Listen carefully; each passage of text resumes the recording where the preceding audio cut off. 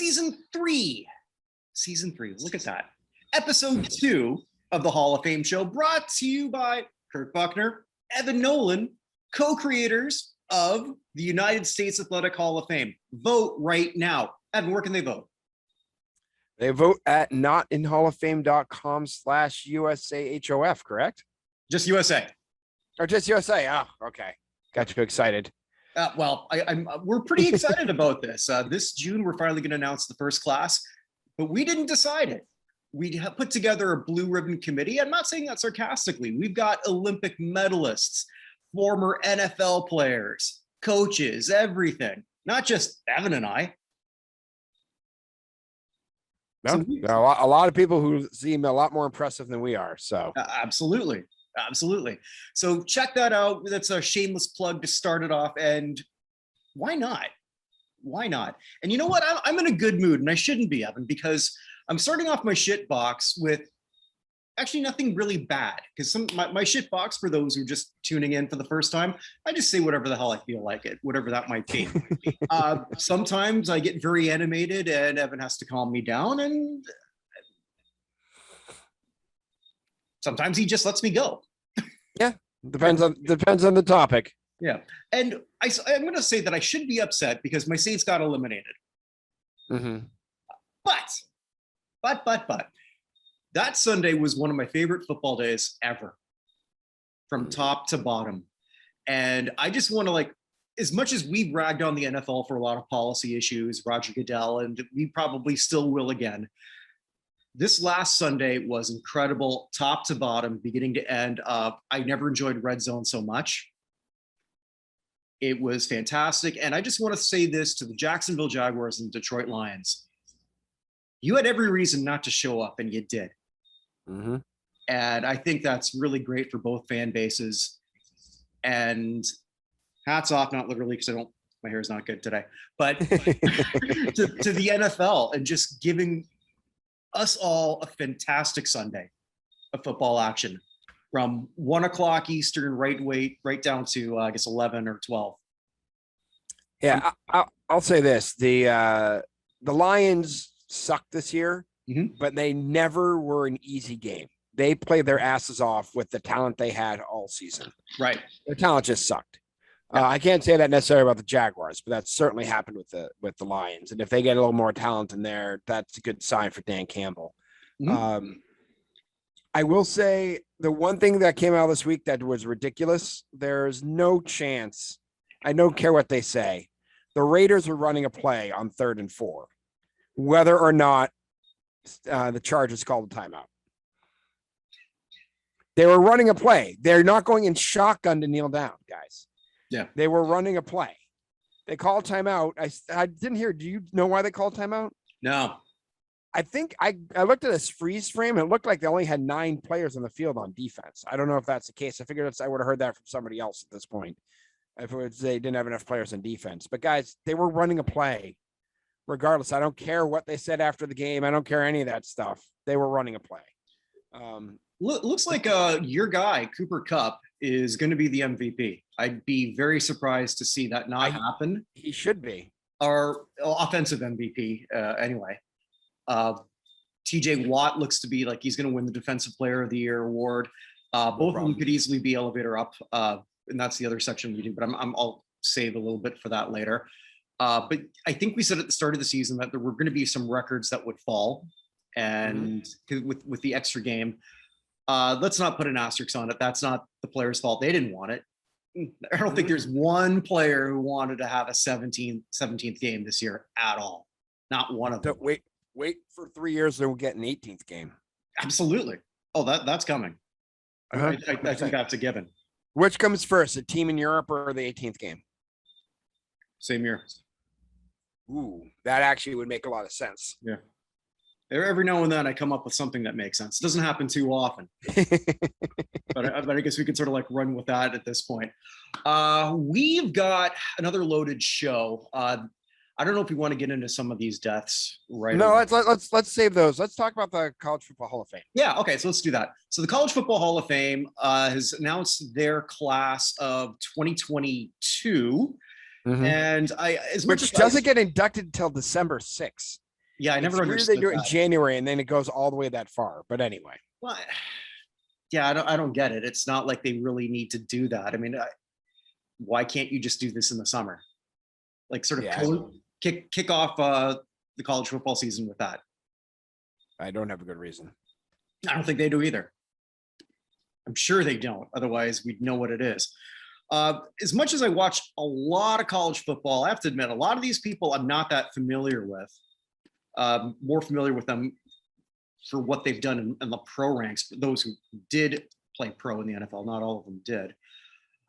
Should we just do this alphabetical, I guess? Sure, go ahead. All right. So LeVar Arrington, linebacker, Penn State. Mhm. Remember a lot of him playing in Washington, but I do remember just like an absolute beast for Paterno.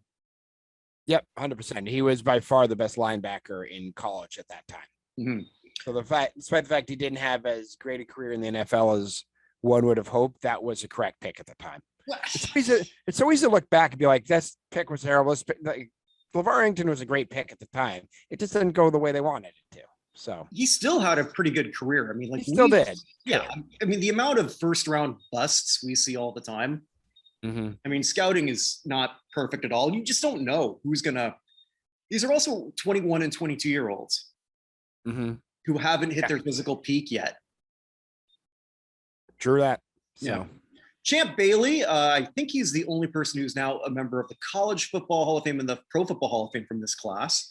Defensive back, Georgia, 12 Pro Bowls, just an incredible player, college and in the pro level. Mm-hmm. Yeah, I mean, one of the greatest defensive backs ever. Mm-hmm. Michael Crabtree, wide receiver, Texas Tech. Very good player. 2 years there, 3,127 yards. I don't know. It wasn't the you did fine as a pro. Mm-hmm. He was okay. Yep. Sylvester Kroom. I wasn't familiar with him, but I wasn't alive in the 70s. Yeah, he's more known as a coach at this point. Yeah, former SEC Coach of the Year. Yeah. But he's inducted center for Alabama and won 3 SEC titles. Alabama's been good on and off for a while, I'd say. Yeah. For a while. What did you think of the national championship? I actually watch it now. College football is not something I watch a lot of, but I did watch a national championship. I was just presuming Georgia was not going to win because Georgia never wins. Mm-hmm. But no, they got it done. I'm glad they played a great game. Better team. They're the better team. Well, especially after the wide receiver, I can't think of his name right now, went out with the leg injury, the ACL injury. Another reason why college kids don't necessarily need to play the games. I know it's a national championship, but whatever. But I know where you're going. Yeah, I mean, Alabama had just gotten down. It appeared to like third and fourth string guys. They had so many injuries. Mm-hmm. But yeah, the Georgia 100% deserved that. So, and that was one of the weirdest fumble recoveries I've ever seen. Oh yeah, that was that triple tip. Yeah, well, yeah, that guy just like caught it and like with an inch left in bounds. I don't think he knew he was in bounds. I don't know if he knew it was a live ball. He was so nonchalant about it. But I think it was a correct call. So another power, Ohio State, Mike Doss, safety, 3-time All Big Ten selection, Fiesta Bowl MVP, and won a Super Bowl, I believe, the year after with Indianapolis. Mm-hmm. So pretty good year. He was a hell of a player in college, particularly. This one's sort of interesting to me. Chuck Ely, quarterback, Toledo, 69-71, 3-time MAC offensive player, passed over in the NFL, and we know why, because unfortunately back then they did not recruit NFL or black quarterbacks. And I don't want to go any further. It's a good point. I'm actually going to bring up that idea a little bit later in the modern era. So, okay. Kevin Falk, your guy, 3-time Super Bowl champion. I forgot how good he was at LSU. 4,557 yards, 53 touchdowns. That's a lot. He still holds the record, I think, at LSU for most touchdowns. Oh, does he? Okay. I think so. I think he got passed in rushing yards because when he retired, when he was drafted by the Patriots, he was number 1 in rushing yards and in touchdowns. I think he's been passed in rushing yards, but I think he still holds the touchdown record at LSU. I mean, one of the most popular people in New England, like Kevin Falk he was the third down back. Like Darren Sproles is a better version of Kevin Falk, but like Kevin Falk was the guy. Love Darren Sproles. Love him. Absolutely. And we're actually talking about him in a little bit coming up too. Okay. But in relation to an unretirement. Well, I guess we're both talking a bit about that. Yeah. Okay. But Kevin Falk, great player at LSU, great player for the Patriots, one of the most popular ever. Actually, when he came up for the Pats Hall of Fame, it's apparently the biggest blowout they've ever had for an election. Cool. For the Pats Hall of Fame was Kevin Falk. So, this gentleman I'm not familiar with. Illinois State linebacker Boomer Grigsby, 3-time one AA All-American, and former top defensive player of the year in 1AA. I don't know much about Illinois State. He's the first Redbird in the College Football Hall of Fame at any point. I can tell you that much. Okay. But other than that, I can't tell you. By the way, you missed Mo Gardner, the defensive tackle. Oh, did I?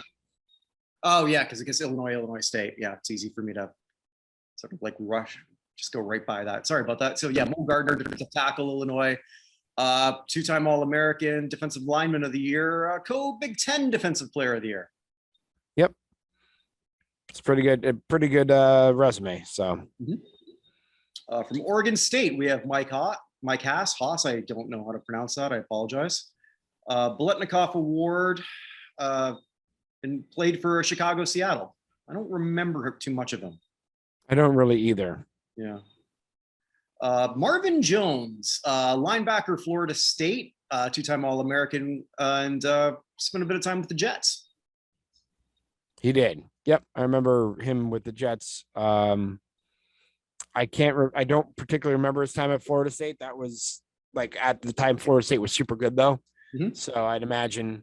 I mean, like I said, college football not necessarily my thing, but that was Florida State's heyday basically. So this is where I feel old. Andrew Luck. Because I still remember this like it was yesterday. The suck for luck. Well, he got super, super skinny. Did you see the pictures of him? No. He looks crazy skinny. So he's definitely not looking to make a comeback. No, absolutely not. Okay, you know what? Good on him for retiring on his own terms. Bad on the Colts for putting him in that position.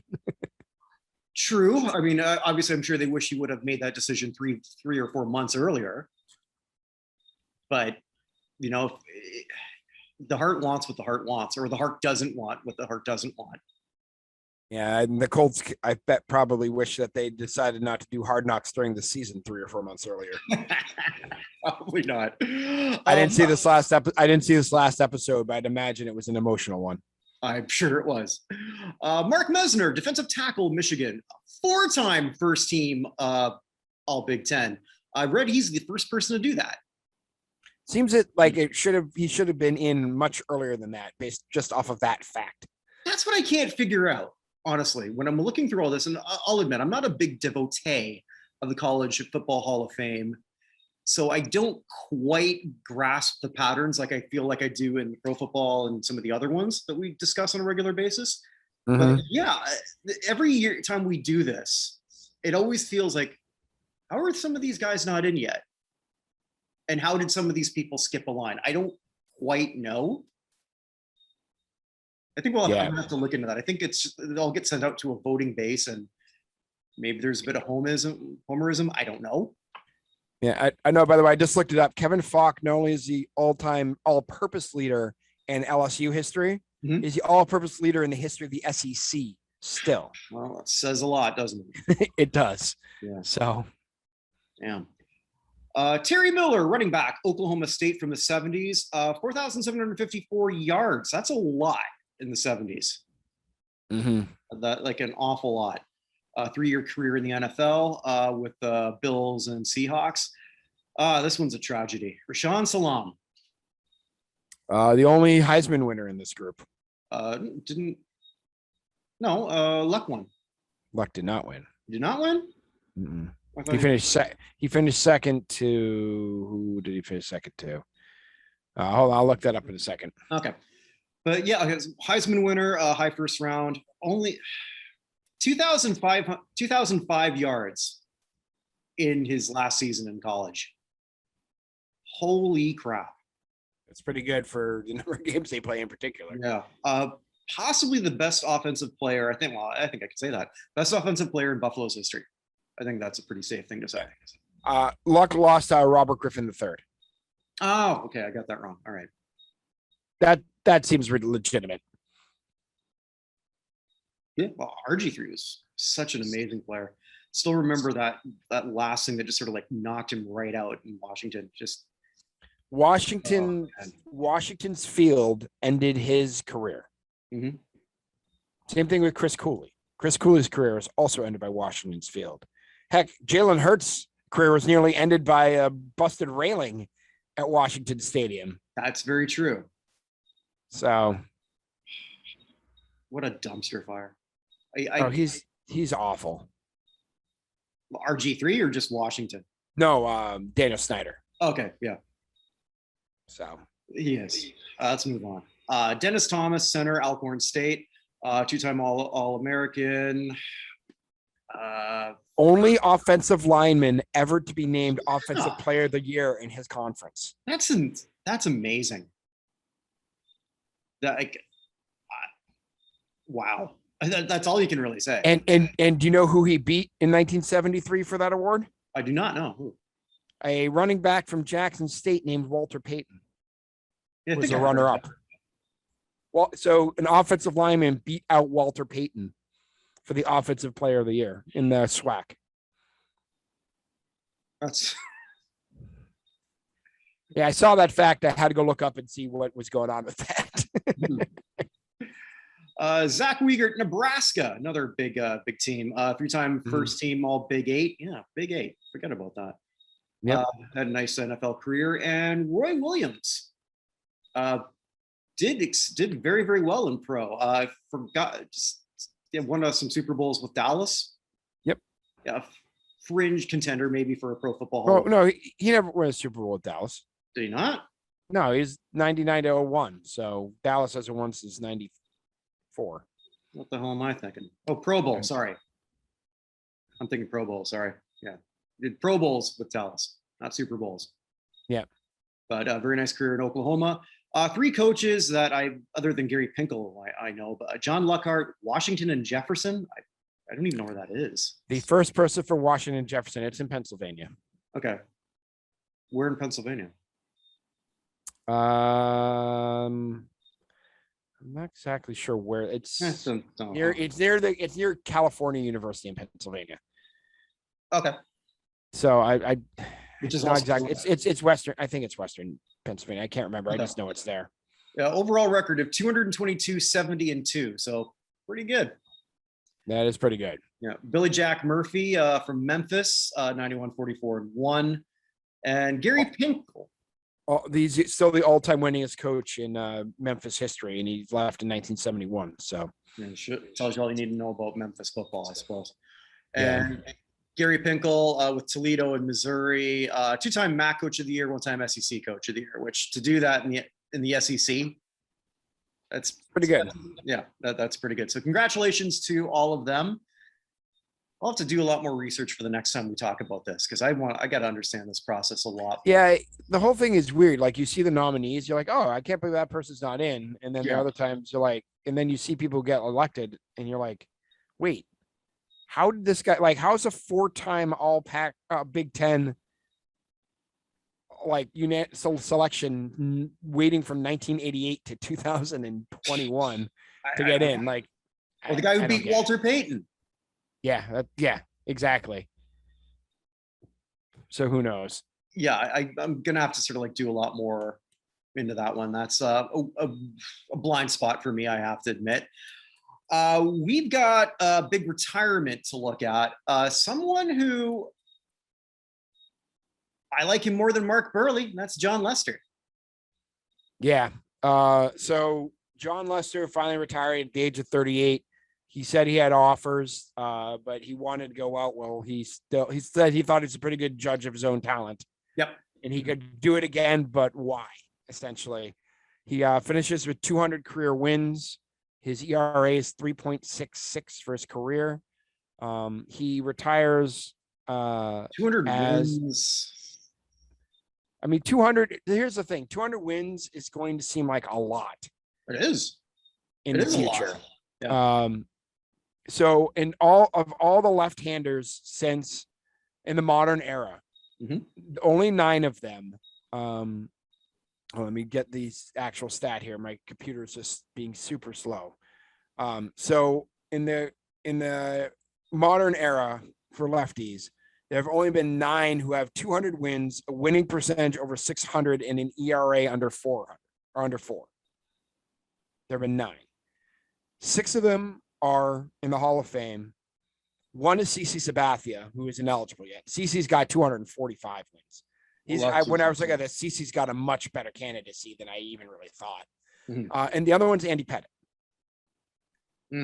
who's got the one time using steroid issues and whoever else knows. But Lester's got 3 World Series titles, 2 with the Red Sox and 1 with the Cubs. Not that many people with Red Sox and Cubs World Series. It's him and David Ross. Okay, I was just going to ask, like, who's the only people who have won a World Series with the Cubs and Red Sox who are still alive? It's him and David Ross, I think. So I barely remember David Ross on that Red Sox team. Yeah, he was there for the last championship that that Lester was on. So he had that sort of Juwan Howard role. Yeah, right. So I was a 2013 team. They were both on that. And then the Red Sox decided not to re-sign him, or they offered him a pittance compared to what it was worth. But Lester overcame cancer at the beginning of his career, came back pretty strong. I don't know. It's entirely possible he never ends up in the Hall, but like I said, it's just hard for me to imagine that when you see whoever else is there, that he's not going to get there. I really think after looking at the CC Sabathia is a better case than I realized. But Lester, the other people, by the way, are Tom Glavine, Warren Spahn, Steve Carlton. I try to remember who the other 3 were. Like, I looked at him and I was like, yeah, no doubt. The only thing working against him, and I saw someone posted this the other day, since 1969, so players whose careers started since 1969 have been elected to the Hall of Fame, there have only been 9 starting pitchers in that time period and 7 relievers. And then the next is 5 catchers. Okay.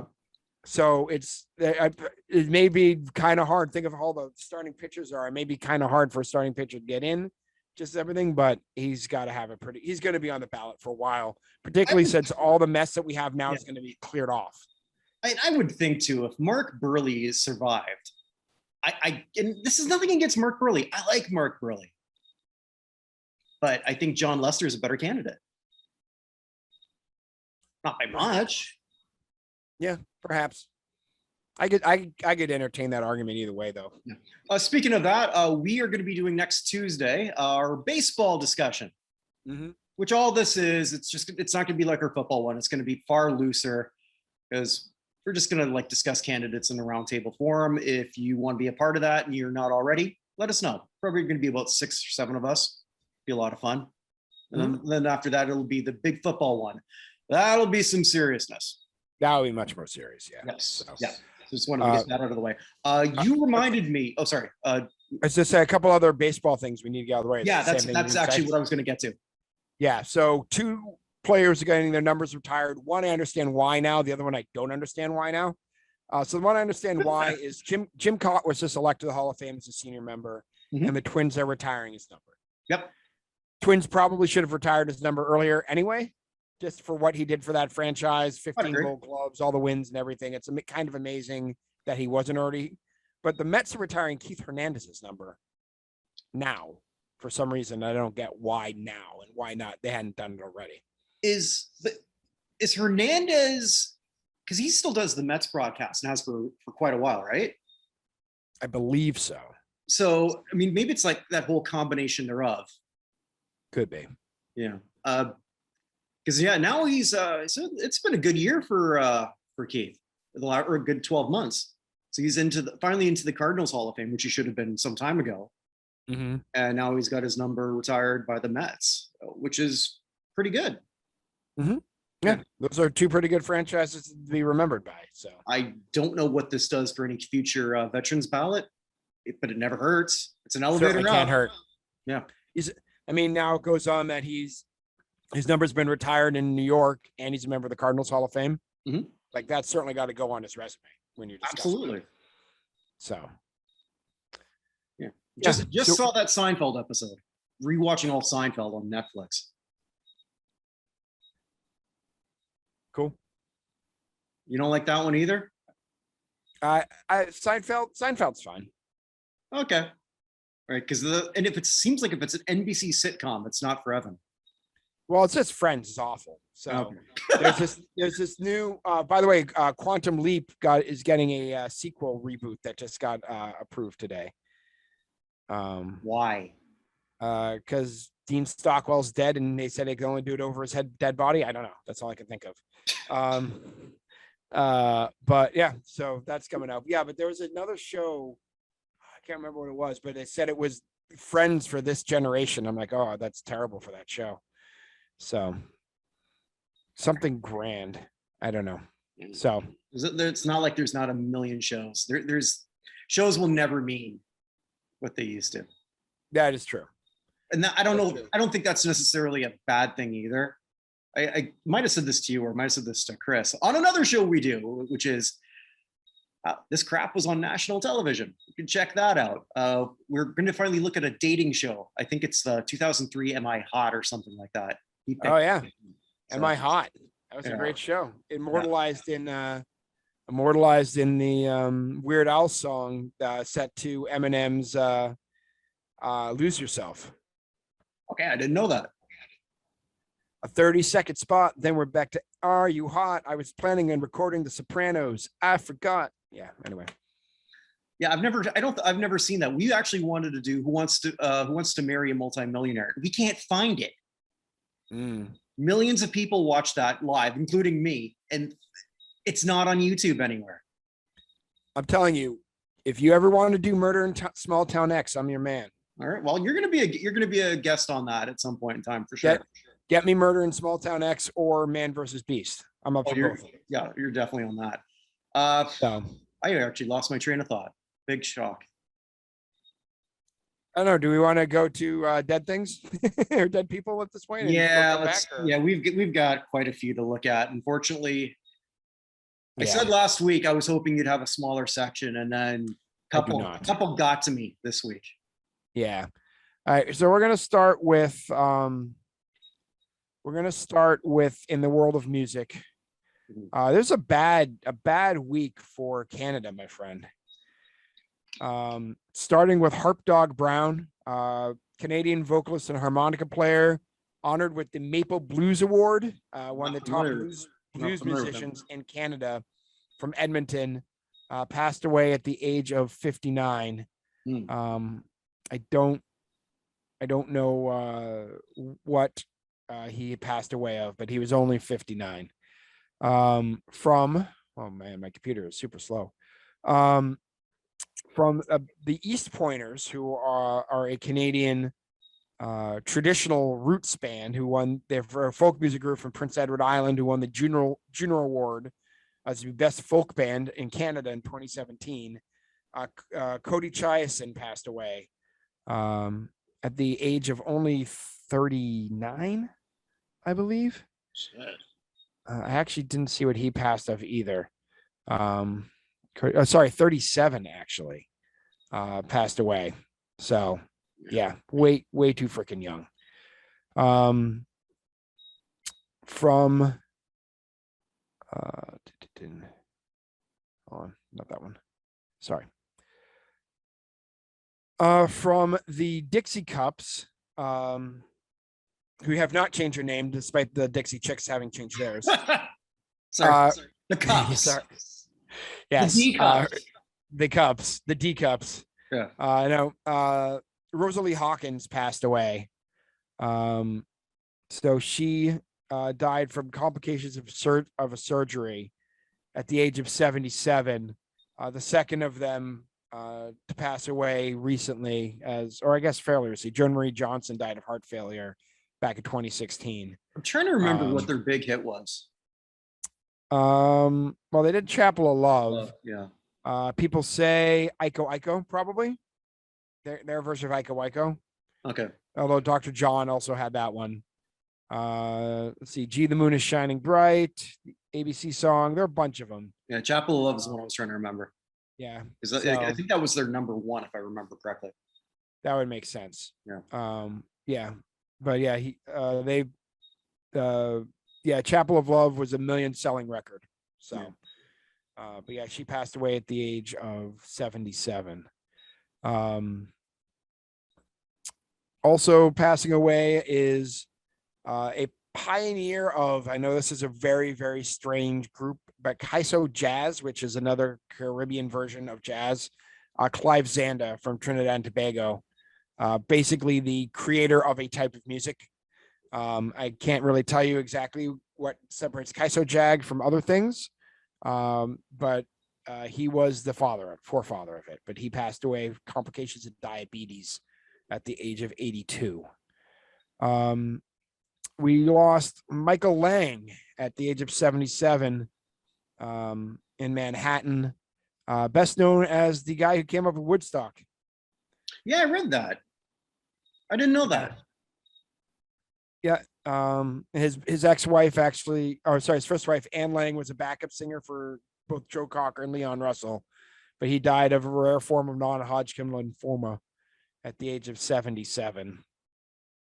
We also lost James Matume, American jazz and R&B singer, worked mostly with Miles Davis and had his own group called Matume, known for their R&B hit in 1983, Juicy Fruit, which is one of the most sampled songs out there. So he was 76 when he passed. I don't see exactly what he passed of either. We also lost Marilyn Bergman at the age of 94. Her husband is still going at the age of 97. But Alan and Marilyn Bergman are co-writers. They had 3 Academy Awards, 3 Emmys, and a Grammy for Song of the Year, and members of the Songwriting Hall of Fame. Mm-hmm. Yeah, I read that one on CNN, I think. Yeah. So Windmills of Your Mind, The Way We Were, Yellowbird, You Don't Bring Me Flowers by Neil Diamond. Those are all their songs that they wrote. So so they won the award for that was their lyric. They wrote the lyrics, but they won the award for The Way We Were, which was written originally by Marvin Hamlish. The music was, but they were the ones who put the words together. So but passed away at the age of 94. Her husband, like I said, born in 1925, is still kicking. So all right. So moving out of music. Oh, we're not doing the. You saying? Well, I'm coming back to her. Oh, okay. Yeah, she's. I mean, what we can do it now before we move out of music. Okay. What do you want to say about Ronnie Spector? One of my favorite early, like maybe of all time, of a girl group song is "Be My Baby," the Ronettes. Like I just love that one. I love everything about them. I think if I was alive back then, sort of as a teenager, that would be my crush, is Ronnie Spector.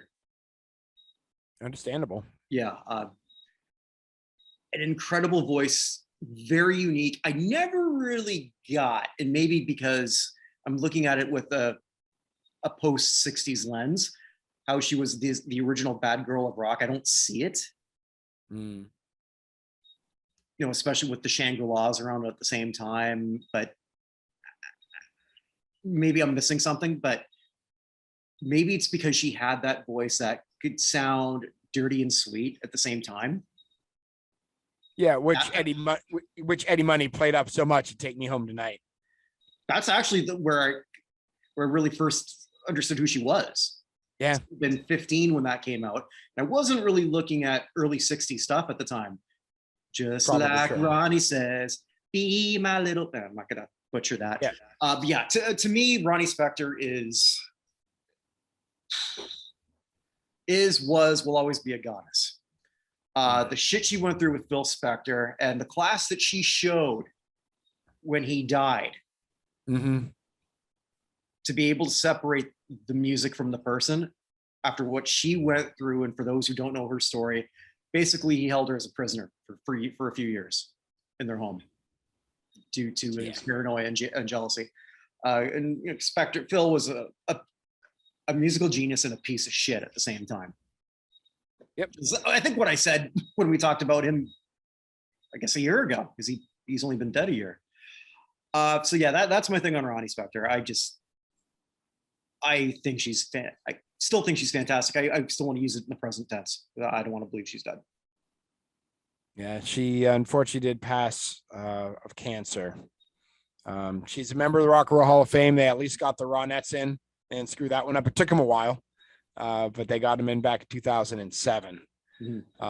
But yeah, just one of the great voices of all time. And I'm glad she outlived Phil.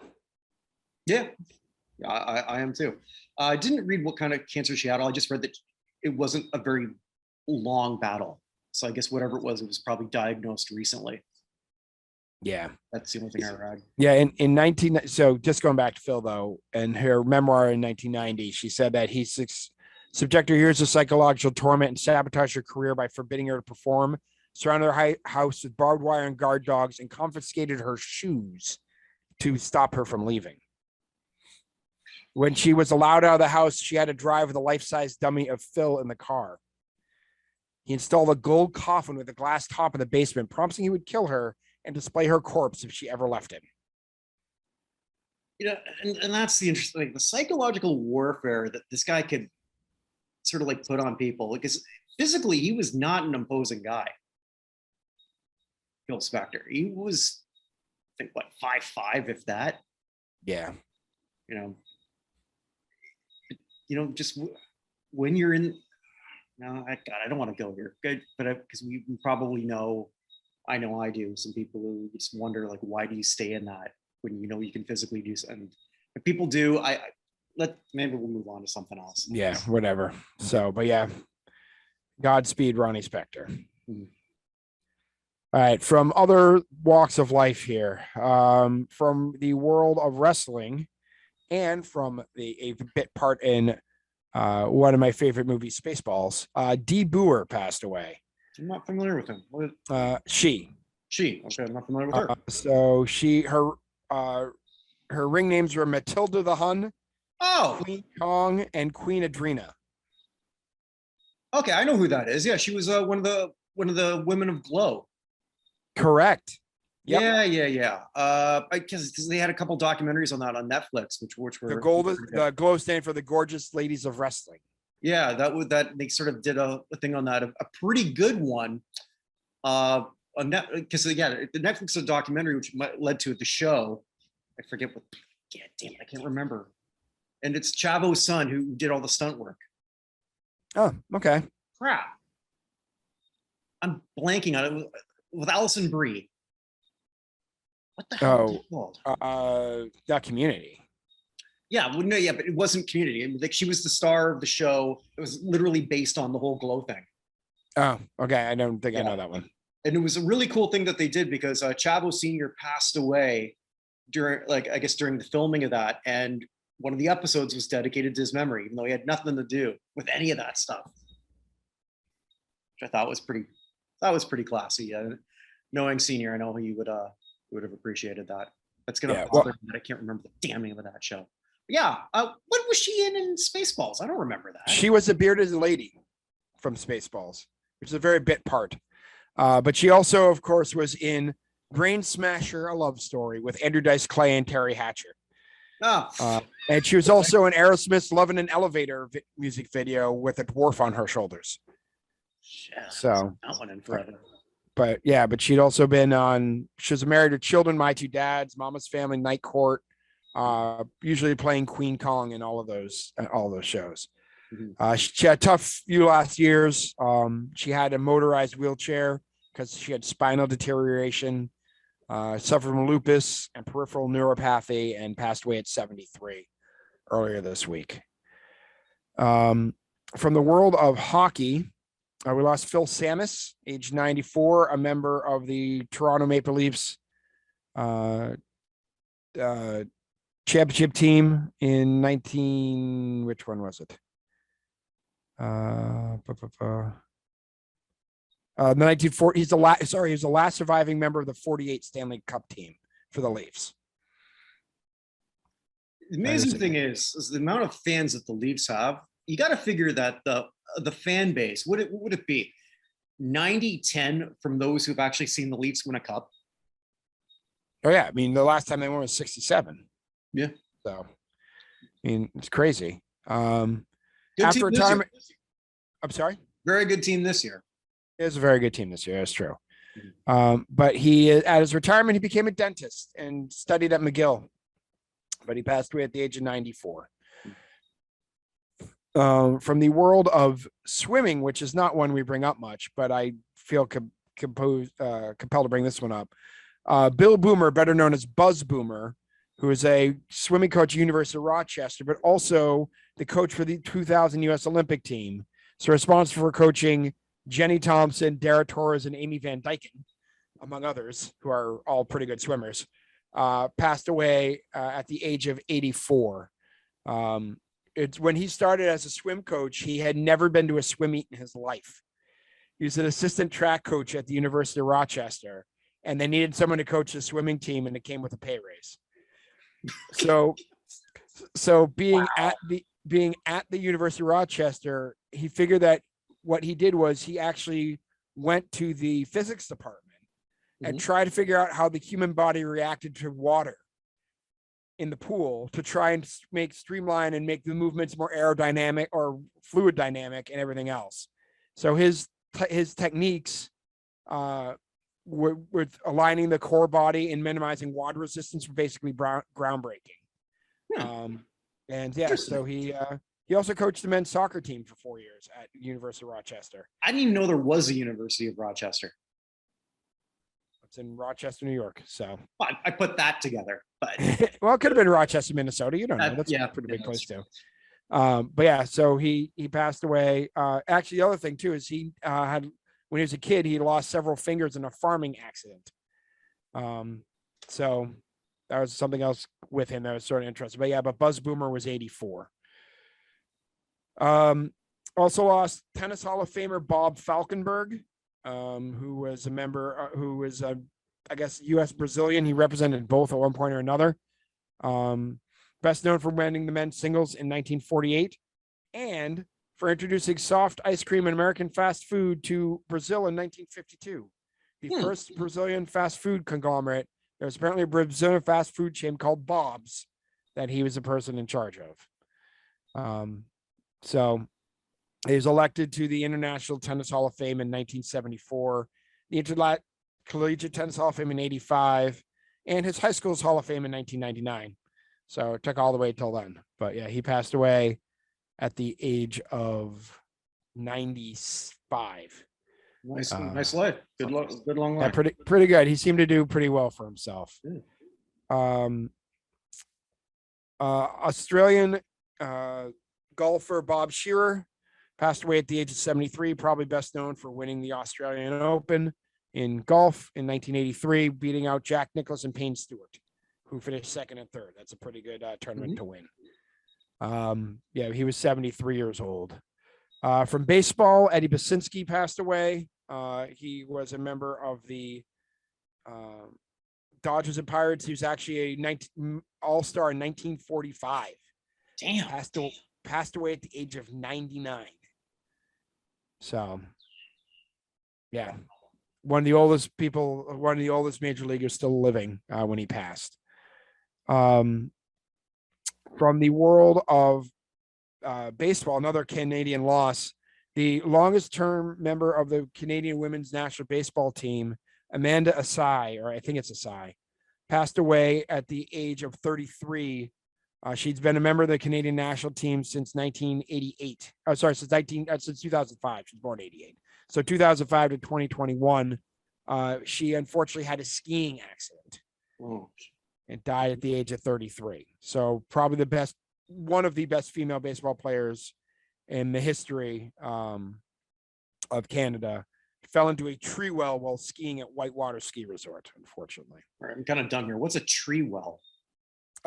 When a tree, it's like basically the snow piles up a lot, and then there's like around the base of roots of a tree. Sometimes there's a big hole. There's a big thing because a tree takes in moisture and everything else. So there's sometimes big wells, like gutters almost, or not gutters, like drainage ditches almost. So she fell into one and high rate of speed, lost it, and you never know what happens when that happens. So, we also lost bronze medalist in the 2012 Olympics, Dion Lendor from Trinidad and Tobago, Did in read track that and here. field. Yeah.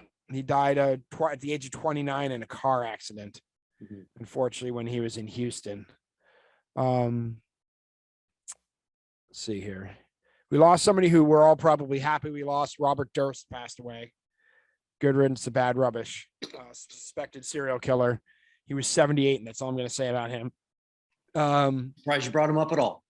Yeah, just. We lost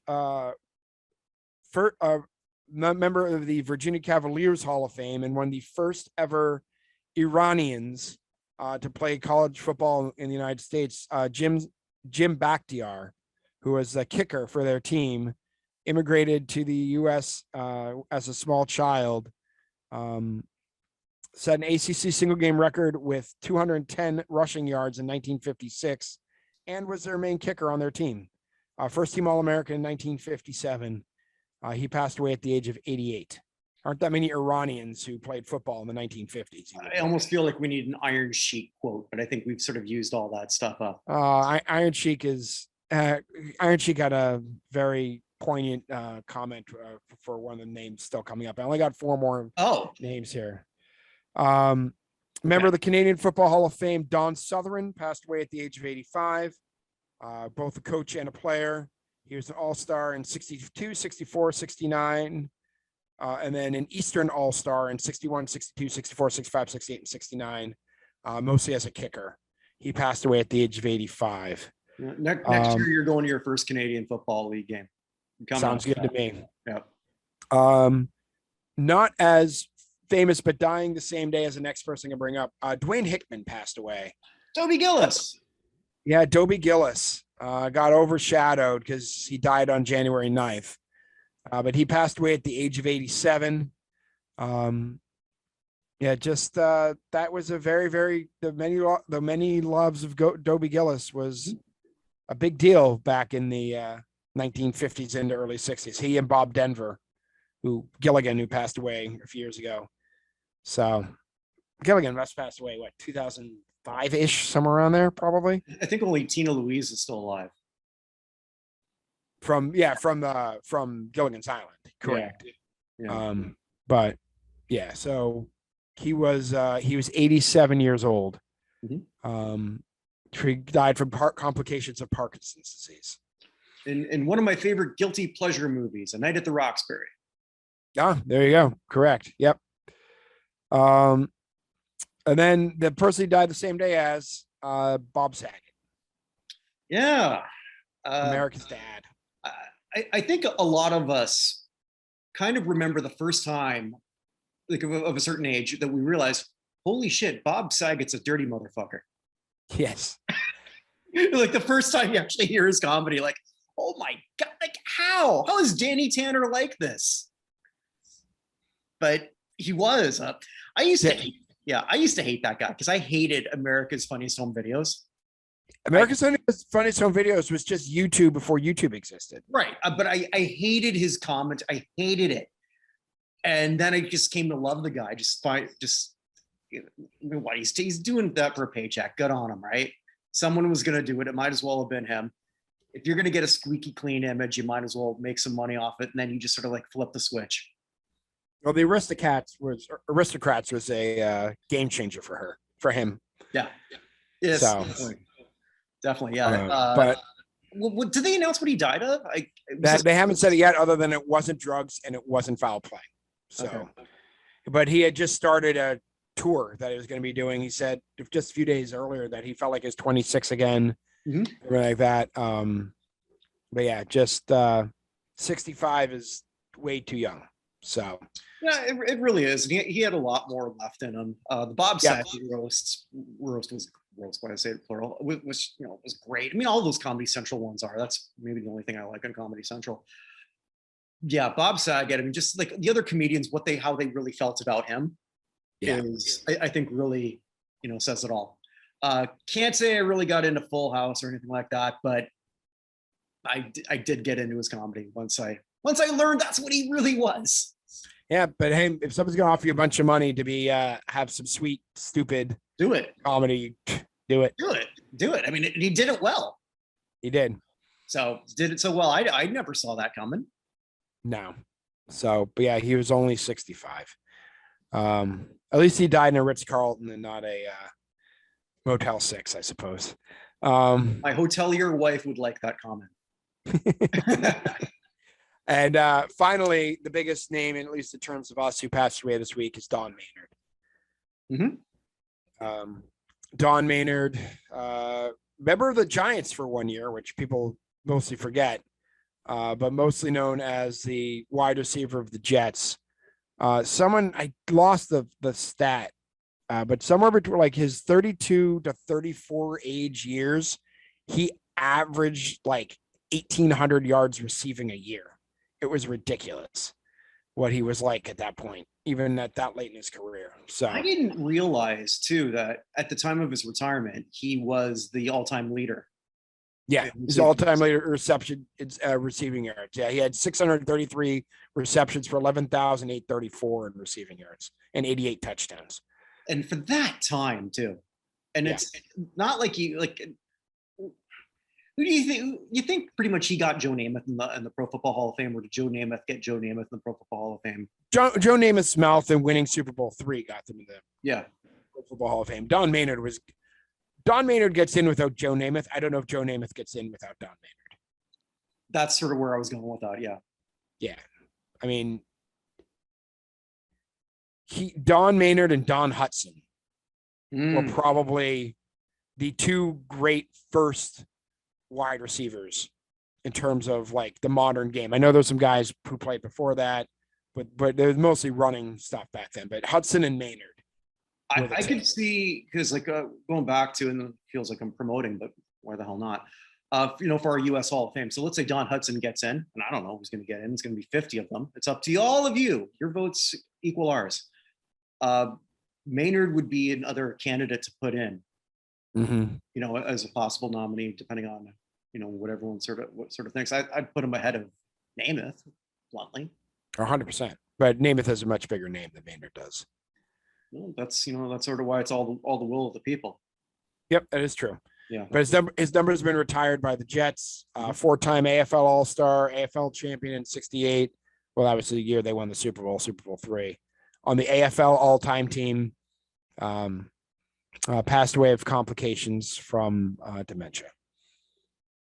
So, which again, he's at 86. That doesn't necessarily mean football. Right. Yeah, not at that point. So I guess we have two sections left. It's my elevator up, elevator down. The way that just sounds. Hey, did you have a good week? Are you helping your Hall of Fame chances? Elevator up. Did you do something stupid? Antonio Brown. Elevator down. But I actually have no elevator down. I guess everything's really super hyper positive. We added a second one that just came up today before we went on the air. Let's start with that, because you're wearing that proudly, and he just got a win. Tuukka Rask is back, and Tuukka needs a bit. I like Tuukka. I like him for a potential Hall of Fame, but he does need to compile a little bit more. I don't know if he left a bad taste in some people's mouth. I actually had him as an elevator down during the when he sort of bailed on the Bruins.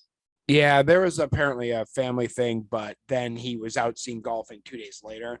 Like Yeah. it still has not come out as to what it was, but his teammates all said, yeah, we would have done the same thing. You know what I mean? Mhm. So I just we'll never have a good answer on that. So No, but if we're not hearing anything bad and we get no vibe, in which we're not, like sort of like when Evander Kane's teammates, things didn't trickle out about anything with Tuukka. So he's back. He got a win tonight. Let's see what they do. Boston's another one of those teams that could win it all. We've said, or you said actually, I think about a month ago, there's like 16 legit Stanley Cup. yeah, this is wide open. I mean, put it this way, the league is changing over. They just announced the All-Star teams, and neither Sidney Crosby wasn't on it. Well, nor should he have been. But my point though is that was unthinkable not that long ago. I'm not saying Crosby. A lot of times people like Crosby get legacy credit, and right? I'm glad they didn't. Right, but like it just goes to show you how much is changing with all of that. So yeah, and by the way, I do have to say, Tuukka Rask, 2 U's, 2 K's, 2 good, 2 night. That's what they say when he wins games. So all right then. Yeah, 2 U's, 2 K's, 2 good, 2 night. Since you brought up Crosby, like if you know nothing about hockey and you're just sort of like seeing just some layman, it's just okay. Here's Sidney Crosby. Here's Alexander Ovechkin. Which guy's still play? Who's the better NHL player when you look at him right now? Ovechkin. Yeah, no. But if you didn't know anything about hockey, oh yeah, if you know anything about hockey, right? Got it. Yeah, look at Crosby. Still looks like a kid. No, that is true. He still said the kid. Right. Ovechkin is this grizzled old. He just looks a lot older than he is. Ovechkin is defying age, defying the odds. I've really done a 180 on Ovechkin, but Ovechkin's a different player than he was when he was younger.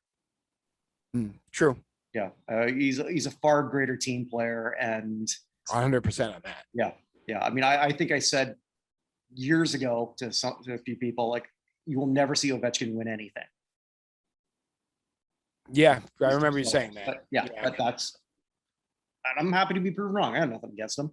Just always thought he was a selfish player, and now he's not. Correct. Yeah, and unlike with Vince Carter, he can still do that well. He can still be a great player. Vince Carter figured that out. Well, I mean, hell, he got to play 10 more years longer than I thought he would. True. Yeah, but that's my first elevator up. My second one is someone you knew that we were going to be talking about, who just came out of retirement, pushed back the Hall of Fame meter at least 2 years, and I don't know that he was necessarily a Hall of Famer, but he was close. And that's Eric Weddle, who's rejoined the Rams for their Super Bowl chase. The Rams are another, and we said this last week, that there's no clear-cut favorite at all. I'd say there's like 8 teams I could give equal or close to, like equal chances to, because even the number 1 seeds, they're flawed. Oh, 100%. Like the Titans are a 5-loss team as a 1 seed. Yeah. Mm-hmm. And if Derrick Henry comes back, they could legitimately win the whole thing. They could. They very well could. But Weddle's back on a very good team. He will get significant playing time, presumably. He doesn't have a Super Bowl in his docket, and that it always means more for a quarterback, but this is not going to hurt, obviously. No matter what happens, this will help him, or it doesn't hurt him. It can't hurt him.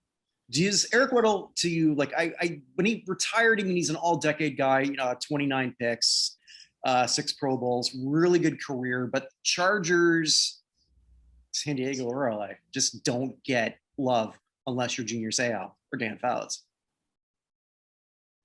Yeah, or Lance Allworth. Yeah. There's not, that team just isn't exactly exuding that fan base that's going to help push. Playing for the Rams, I think this can only help him. My Saints aren't in anymore. I don't give a shit anymore. I just want to be entertained. Fair enough. But I mean, the Rams have some serious issues with the back of their defense. But that's the thing. Every one of these teams has got a major issue somewhere, right? And I'd have no problem with the Rams won the Super Bowl. I mean, I'm a Patriots fan. My team is still in. I don't think this Patriots team is good enough to win. So in my mind, I think we have a shot of beating the Bills. Then if we have to go to like Kansas City next round, we're not beating Kansas City. We can't keep up with them. I almost tweeted because like when that thing was coming right to the end, I thought like, shit, the Saints might still make it. And then that would have been the first time I would have won 2 bets against you on the Saints. Yeah. Then it went 2-1. But I was gonna tweet to you. I now know how Appalachian State feels when it beat Michigan. Because I never win. What am I, down 3 or down 4? I think you went 2-1, right? Yeah. So well, you're yeah, down, 2-1. Yes, you're down 3. I'm down 3. Okay. Yeah, I've been down 4. So Just to recap, for those who may or may not give a shit, I had someone from the AFC South finishing dead last, which happened with Jacksonville, and I had someone other than New England winning the division. Mm-hmm. Right. Which came down to that. And the one I lost is we had a straight up bet who was going to go further, Saints or Patriots. Not obviously I lost that one. So I'm sorry, my friend just sent me a text message. Apparently, Michael Lombardi is saying that the reason the Dolphins fired Brian Flores is that he just did not like Tua Tagovailoa and actually told him on the sidelines that he wished he had drafted Mac Jones this offseason instead, so they could have replaced him. Okay. You think there's anything to that? I have no idea. But Michael Lombardi might know. He's at least in a position where he knows all the players, so it's entirely possible. But no, we're out one black head coach right now. Yeah, although I think that Flores is getting rehired somewhere. I think so. Yeah, he's either and the 2 most likely people apparently in Houston are either Flores or Gerard Mayo, who's the defensive coordinator for the Patriots right now. So, okay. But that makes sense because the Texans have tried to become Patriots Southwest. So, yeah. Incidentally, when I made that bet, I actually was betting money on the Texans finishing dead last. Yeah, that's why I thought that. Thank you, Jacksonville. It's the first time anyone's ever said that. So going back to Weddle though, one of the other things that this helps Weddle about is that class that he would be coming out with when he first retired has Marshall Yanda. Mm-hmm. It has Eli Manning. It has Darren Sproles, who I told you we'd bring up earlier again. Mm-hmm. It has Trent Frederick, Antonio Gates. Like those guys are all like, I don't know if he's ever getting in the Hall of Fame, but with that number of people, it's very easy to get lost. You know what I mean? Yeah, he'd fall behind Gates for sure. And Gates and Yanda are the 2 best players in that group. No offense to the Giants fans. We've discussed Eli Manning ad nauseum before, but like Gates and Yanda, if there are any 2 first ballots, those guys should be the first 2. Mm-hmm. And then once you have 2 first ballots, now it gets difficult. So I thought we were going to talk Roethlisberger because what the Steelers like that just shows you if you're mathematically alive, you keep playing. Mm-hmm. Good on 100%. 100%. Yeah. Like the Colts need to be kicking themselves to anything. So cost Jonathan Taylor the MVP. Yeah, probably. Yeah. I have to say I was hoping that game would end in a tie or a Chargers victory, the Raiders Chargers game, because here's a trivia question for you. Mm-hmm. In the playoffs, Patriots have played 14 of the 15 teams in the AFC in the playoffs before. Okay. What's the one team they have never played? They've never played in the playoffs. There's one team in the AFC they've never played in the playoffs. I guess I'm going to go with the newest one, Texans. Nope, they played the Texans 3 times already in the playoffs. Oh, okay. Had the Chargers won, it would have made the difference. You know, I should have known if you're relating from that game. I don't know why I sort of like went somewhere else. It's Cincinnati. Oh, the Bengals and Patriots had never won. If the Chargers had won, mm-hmm. then the Patriots are the 5 seed, and they go to Cincinnati. But because the Raiders won and they had the same they had the same AFC record, and then all the tiebreakers, the Raiders ended up the 5 seed going to Cincinnati. So it's the only team the Patriots haven't played. So the Patriots actually played Jacksonville 5 times in the playoffs. So that's the record. They have 4 teams they've played 5 times, and one of them is Jacksonville. There you go. Yeah. So anyway, all right. Should I go to The hammer? All right. I'm going way off the beat. Oh, well, okay. For those who don't know, the hammer is Evan's the good, the bad, and the ugly of the week of sports. That was my best one. My good is actually completely out of sports. Okay. It's something that nobody talks about enough as we get older.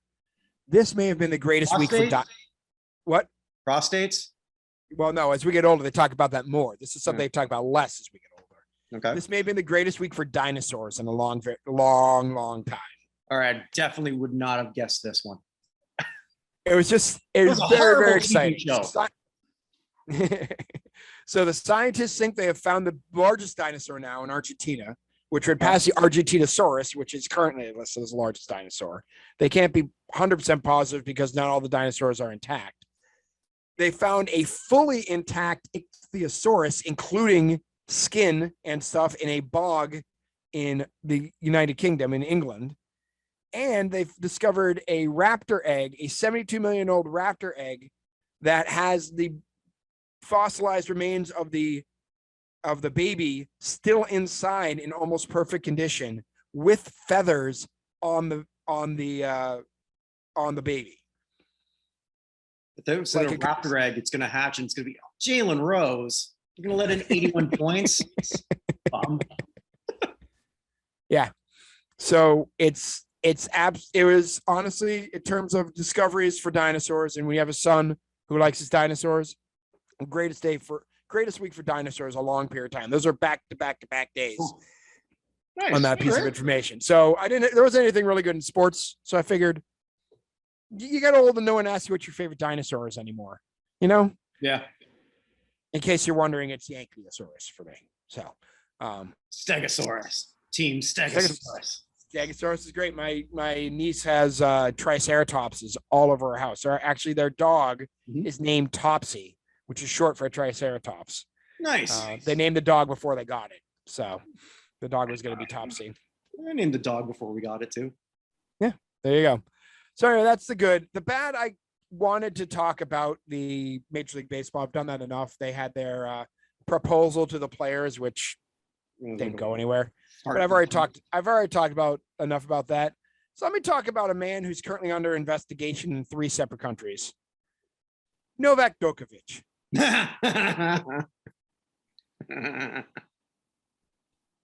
He's just kind of coming off as an asshole. Like, even if let's just give him the benefit of the doubt, and everything he did innocently, right? He's still coming off as a freaking asshole in this whole situation. He may get deported from Australia. And if he gets deported from Australia, because even though it got overturned, his holding got overturned, they could still decide to deport him. That's 3 years he's banned for Australia no matter what. So that's 3 Australian Opens he can't get as he's chasing that championship. The records. Wait a minute. Three countries he's being investigated, and what are the other 2? Serbia and Spain. Because he was tested positive in Serbia, did not self-isolate, went to Spain without self-isolating, knowing that he tested positive, and went from Spain to Australia. Mm-hmm. I'm kind of conflicted in this in a bit. I had a tennis lesson yesterday, and I was saying this to my tennis coach.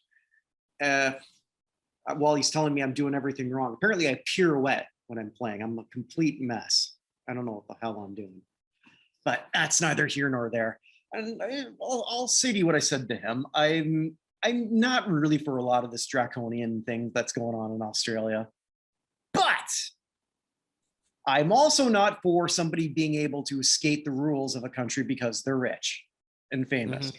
Mm-hmm. So as much as I don't like what's going on there in a lot of other places, but you fucking know that. I mean, like, I'm Novak Djokovic. I should be able to do what I want. I hate that. Yeah. I colossally hate that. I think And there's a lot of he lied on immigration forms. I hate that more. Like, that makes me love Kyrie Irving all the more. And I don't really love the guy, but got to give him credit. How many athletes have we seen fake this, try and skirt this? Kyrie says, I'm not doing it. At least Kyrie. Give Kyrie 100% credit for that. I will give you that. Yeah. As someone who's not the biggest fan of Kyrie Irving, No, that is entirely true. You've explained that, a few times, but Kyrie, whatever his convictions are, he's a man of them. Agreed. Yeah. So, yeah, but Novak Djokovic, the whole thing is just, it's bad. It's not ugly, but it's bad. And it was bad for his career, and it was just stupid and unnecessary. So, yeah, it's not a good the Australian Open doesn't start for another week and a half, 2 weeks, right? So he's getting to Australia early, and he could have just waited. I only pay attention to the women's side because I'm a women's tennis guy, apparently. I know. Yeah. So, but someone just pointed out, like, imagine if Naomi Osaka or Serena Williams had done this. What the worldwide reaction would have been. I don't know. It's hard to say. I mean, like, because, and I've said this before, as big a star as Djokovic is, he's not the biggest tennis name in North America. Agreed. So I don't know what the reaction would have been if it would have been. That's a good question. I don't know. Regardless, so I don't want to talk too much more about Novak Djokovic, but he may have just really hampered his chase of having the most all-time championships, which is what he's going to do. Mm-hmm. So most all-time slams. Sorry. So, yeah. So that's bad for him. Ugly. Oh boy. So I thought it was going to be Djokovic and ugly. So because I don't know what your ugly is. Where to begin with George McCaskey? Where do we begin? So George McCaskey, who is the CEO, I guess, of the Chicago Bears. Bears had hope for their franchise because they fired Ryan Pace and they fired Nagy on Monday, Tuesday, can't remember. And later, I think it was Monday. And then later that afternoon, George McCaskey came out and said that they're going to hire a new general manager who's going to report directly to him, which meant the other person who everybody hates, Ted Phillips, who we've been told is going to be in charge of the Arlington Racetrack project, which is where the Bears are going to build their new stadium out in Arlington Heights. Who's probably going to be that, not in charge, right? Can we stop? I thought they already had a new Soldier Field. I mean, the spaceship landed on Soldier Field, 25 years ago, but they bought land. They bought the Arlington Racetrack. Oh, they haven't done that yet. Okay. No, they did buy it. They haven't built the stadium yet. They haven't broken ground. Why the hell did I think there was a second one? No, they built the stadium, or they bought the land in July, August. Bears have been lately. I haven't watched a Bears home game in forever. I have no choice. So there's always a choice. Yes, to not watch football or to watch football or to watch. I believe they had. I can't remember what it was. It was a 3v3 basketball league. Or you just get someone who already has the NFL thing and just split that with them. Yeah, well, I got kids, so that doesn't work. So I don't get to go anywhere. So McCaskey comes out and he gives a speech. And in the speech, he says that the general manager is going to report directly to him. And then turns around and says that he's just a fan and doesn't really know anything about football. I did read that, yeah. This man, now, according to Wikipedia, he's 77. I think Wikipedia is wrong on this. He apparently is in his late 60s. But let's just say he's 70. Make it easy. This man is the grandson of Bear Bryant. Or not Bear Bryant, of George Halas. Sorry, George Halas. George Halas' grandson. His entire life, he has been working for the Chicago Bears.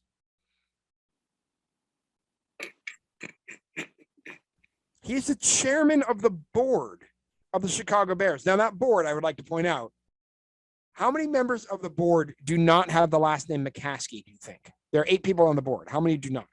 2. I'll take a guess. It's 3. But one of those 3 is Ted Phillips, who the guy that's deposed, and the other 2 guys are billionaires in their late, one's 88 and the other one's 93. That's the board of the Chicago Bears. No kidding. None of them want the freaking job. They're giving it to him. So he's like, yeah, the owner is happy with me. The owner is your 99-year-old mother. And he's talking about bringing in, he read the book of Bill Polian. And so he wants to bring Bill Polian to help him with the search, but not Bill Polian on anything. The same Bill Polian who believed that, what's his name from Baltimore, the quarterback? It's just Lamar Jackson. Mm-hmm. Would never throw a past NFL and needed to switch to running back. Like, we're just, and you know my opinion on Bill Polian, Tim. Yes, I do. Who I think is the biggest cheater who got away with it in all of sports. Mm-hmm. But like, and then he picks a fight with Olin Kreutz. Oh, I didn't know that. What happened there? So Olin Kreutz had a story 2-3 weeks ago about how they asked him, because the Bears have an awful relationship with their alumni, like an awful relationship. And they asked him to come on as a coach of some sort, like to help out. And they're offering him $15 an hour to do it. And he laughed. It's more than that. And he laughed in his face, like, no, I'm not freaking doing that. Of course and not. Then Ryan Pace came up to him and said, I guess we should offer you more. So this came out, and someone asked me in the press conference, what do you think about Olin Kreutz's comments?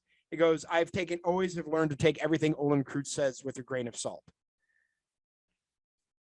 So Olin Kreutz, I don't know, you're not in Chicago. Olin Kreutz is probably the most popular former Bear in Chicago. Everyone loves him because Olin Kreutz is many things. He's bombastic.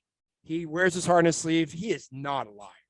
No. Under any circumstances. Not from what I've read. No. And he was angry, and they underestimated.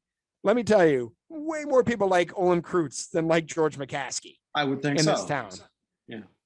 So he just completely squandered whatever goodwill they had from the firing. They're going to do the same exact process they've done every single time when they hired Ryan Pace, when they hired Ray Emery before that. They're going to spin their wheels and go nowhere. I mean, they fired Lovie Smith for going 10-6. Yeah. And since then, it's just been a revolving door of awfulness. Yeah. My friend and I, we always wondered, like, who did Lovie Smith sleep with that he never really got jobs after? He went to the University of Illinois, but like, yeah, but I mean, like you said, he went 10-6. It's like, well, okay, what am I missing? How many African-American coaches are there in the league right now? Yeah. And Tomlin's not going anywhere. To their credit, Tomlin's not going anywhere. And to the credit, I honestly think that Brian Flores is getting hired this go around, which is good news. But like, there are 8 openings. How many non-white people fill those openings? I'm including the Raiders on this. The Raiders have an interim coach. It's entirely possible they hire that guy because they made the playoffs with him. I just want in a perfect scenario, you're always hiring the best person for the job, but I fail to believe at this point, with this many years of black players, black assistants, black whatever, working their way up the ranks, that it's just a coincidence that there's only one. I don't believe that. I can't believe that. And it's one thing if you're the Patriots or the Seahawks or a team that's had a coach for over a decade. Oh, of course. Right? Of course. Like that's like you had a coach, you just haven't left, whatever. But like the Texans, the Lions have a coach they're not firing, but like teams that are just constantly turning coaches over. Just the numbers don't add up. No, that makes in terms of just the mathematics involved. This is something that would have been strange to me in the 80s, which it was. Mm-hmm. Well, Art Shell was the first one in 1987? That when Art Shell took over? I don't remember. I mean, I remember when that happened, but was he the first? Yeah, he was the first. Okay. Yeah. Either way, I mean, like, No, I don't. I mean, let's just end this on something positive because I just don't want to. but I mean, Let's just end this on something positive because I just don't want to. but I mean, think about that though. The Celtics had a African American coach in 1968, Mhm. 20 years ahead of time. Was Frank Robinson the first African American coach Yes, in that, baseball? that I know for sure. Yes. Right. That was the 1978, 79, somewhere around there. Something like I don't that. remember when Frank Robinson took over. Like football took all the way to 87. And what was happening in 87? The formerly named Redskins are in the Super Bowl asking Doug Williams is being asked how long he's been a black quarterback. I remember that. Oh my God. Yeah.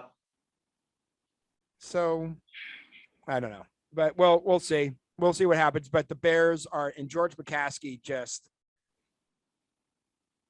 the Bears make money. They make a ton of money. And they don't need to play well to be profitable. And the fact that George McCaskey's in charge of football and says he's just a fan and doesn't actually know anything about football after spending his entire life doing nothing but working for the Bears might be a problem. It's very well possible. That's an issue. Glad I'm not in Chicago. But yeah. Well, hey, the Bulls are great. The Bulls are great. Bulls are a lot of fun. Yeah. So and at some point we're gonna alternate. You'll fly in for a Jets, I'll fly in for the Blackhawks. Fine. Something to that effect. That'll have to happen. I'm pretty sure there's direct flights from Winnipeg to Chicago. Because again, I'm the only person to move willingly from Barbados to Winnipeg. It usually involves losing a bet. And you went 2-1 this year. So I went 2-1 in a day. Here's one more quick bet before we make the playoffs. Let's right. do one last thing. Okay. Ready? I'm ready. I'll take 4 AFC teams and 3 NFC since I have the AFC side, and you take 4 NFC teams and 3 AFC, and just pick. Let's do a quick draft as to who wins the Super Bowl. Why not? Who goes and then first? We'll just go for that. So I'll start with the AFC. I will take. Why was it decided you get to go first? Oh, great. Go ahead. You want to start with the NFC? No, it's all right. Come on, Mark. We're doing this visually. Rock, paper, scissors. Okay. All right. 1, 2, 3. Whatever. I think my thing. Fine. You're going first. Whatever. Already knew that was going to happen. Go. All right. So I just figured we do the AFC first. I go first. So we'll do the NFC second. You go first. All right. Sounds good. So I'll take the Chiefs. Yeah, I figured you would. Let me bring everything up.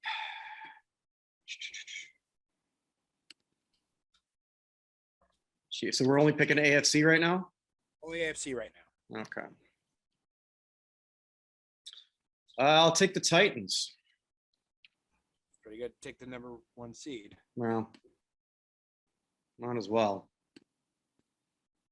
All right. I will take I'll take the Bengals. Interesting. Okay. All right. I'm going to blow your mind. I'm going to take the Patriots. Ooh. So let's do the Bills, Raiders, and Steelers. Well, that's easy for that one. I have to take the Bills as much as I don't like them. Raiders or Steelers? Steelers. Steelers? Oh, excellent. All right, I'll take the Raiders. All right, you do NFC. Oh, so I'm going first on that? Yeah. All right. I hate doing it because I hate the same Bucks. Buccaneers. I'll take the Rams. Okay. I'll take the Packers. I'll take whoever played the Packers in the NFC Championship. I will take. I knew you were going to make that joke. I knew it. I have to. Yeah. So who's going to be who? The Niners, the Eagles, and the Cardinals, right? Well, also the Cowboys. Oh, the Cowboys. That's right. Yeah. I'll take the Cowboys. Yeah. I don't think much of the Niners. Cardinals. And I'll take the Niners. You have the Eagles. All right. Message me after because I'll forget. Yeah, I will. I have it right up here. So I have the Chiefs, Bengals, Bills, Raiders, Rams, Cowboys, and Niners. You have the Titans, Patriots, Steelers, Bucks, Packers, Cardinals, and Eagles. I like that's a fairly even split, honestly. I think so. I think so. All right, cool. All right. With that, everyone listening, wherever you are, whatever you might be doing, stay safe, and we'll see you all next week. Take care, man.